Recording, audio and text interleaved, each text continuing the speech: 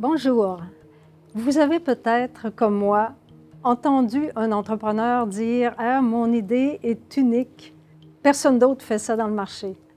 Et quelquefois, c'est vrai, il y a des idées vraiment innovantes. Mais dans tous les cas, je recommande de valider. Après avoir vu cette vidéo, vous serez capable de quantifier exactement qui sont vos concurrents directs sur votre marché. Vous serez également capable de déterminer si la part de marché que vous voulez prendre est réellement réaliste.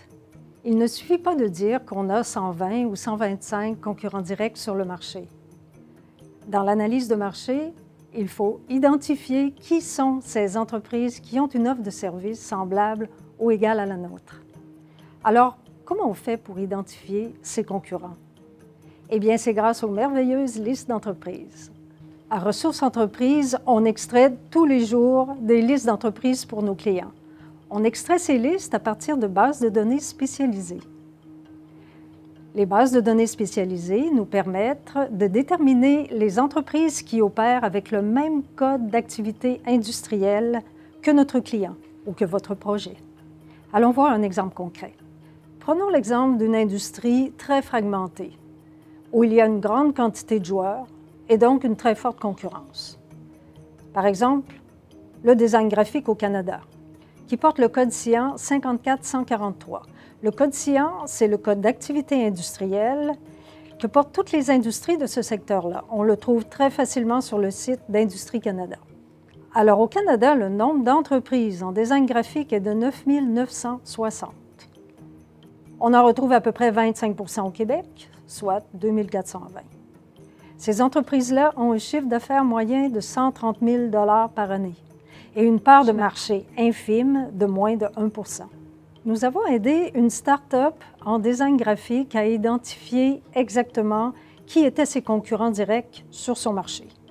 Le marché visé était toute la province de Québec, puisque en design graphique, on sert par le web, et le chiffre d'affaires visé par notre entrepreneur était 250 000 $ environ par année. Résultat, nous avons extrait une liste de 122 entreprises correspondant aux critères de chiffre d'affaires, soit moins de 175 000 $ par année de revenus. Et pour chaque entreprise de la liste, il y avait indication du chiffre d'affaires, du nombre d'employés, de l'adresse ou code postal, ce qui est très utile pour cartographier ses concurrents. Et il y avait aussi tous les produits et services offerts sur le marché par l'entreprise. Est-ce que le chiffre d'affaires ou la part de marché visée par notre cliente est réaliste au milieu de 122 concurrents? Eh bien ça, ce sont les stratégies aussi du plan d'affaires qui vont le déterminer. Mais du moins, l'analyse de marché aura démontré clairement toute l'intensité concurrentielle de son industrie. Regardez maintenant notre vidéo numéro 4. Je vous expliquerai comment évaluer dans votre analyse de marché votre compétence distinctive par rapport à celle de vos concurrents.